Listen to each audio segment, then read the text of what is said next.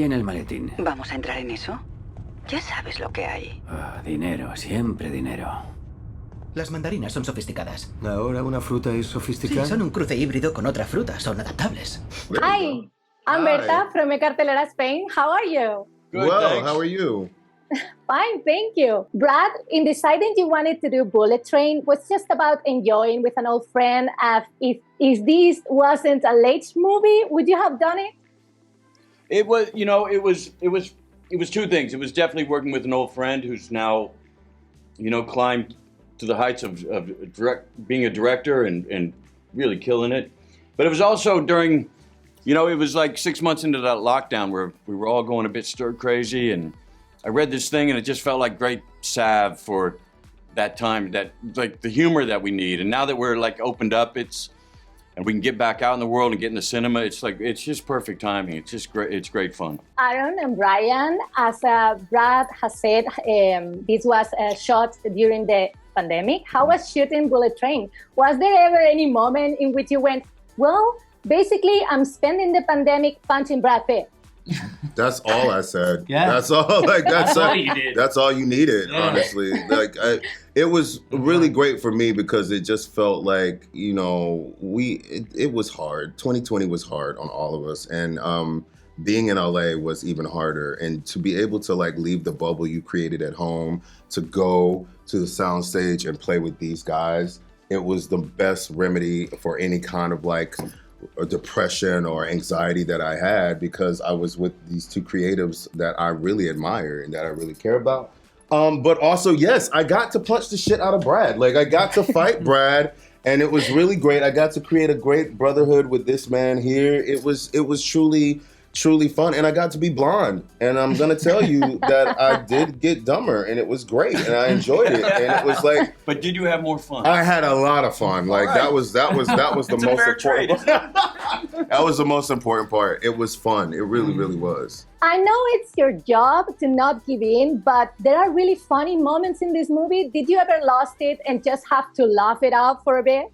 All the time. Like he said, it was the remedy, it was our therapy, you know, like it kind of, you know, it motivated us to bring light onto this story and onto the train. And if we could make the crew laugh and the boom guys shake and the camera move, then we're doing our jobs. But yeah, we'd break all the time. And then some of the stuff that would come out of Brian's mouth would just, you couldn't. And Aaron's. You couldn't even. He means words. He means words. That come out of our mouth. Yeah. It was fun, yeah. Yeah, man. I'm, you know, Brad too. I mean, we had some times together where You know, it's okay. He's like, Brian. Brad was He's there. the quick-witted, Brad smart was man. No. We had some times. These guys, I can't say enough. I'm not being kind. These guys are just like the engine of the thing. They're so damn funny, and they drive this thing forward in a way like without them, it wouldn't be the movie that it is. Thanks. And it's worth going to see just for them. Oh, thanks, B. David Leitch is not only a great director, he also has an impressive career as a stuntman. So when you were shooting the fight scenes, did you feel free to make any suggestions, or it was like, better not? Didn't have to myself, but how were you guys? I mean, the biggest suggestion that I had two things. I was like, I want a slow motion walk. For the love of God, please let me get a slow motion walk. With a fan. Yeah, like I had the blonde hair, so I had to do a slow motion fan walk. And then, there were some fun stunts that I thought were really cool, and I really wanted to do them on my own, and he let me. He would say that it's very rare that you see an actor that wants to get so hands-on, but most of us like really just got in there and played, man. And most of us except me. When it came to punching my nuts, Brad was all about being there. I was in. I was in for that. But I'll take this one, guys.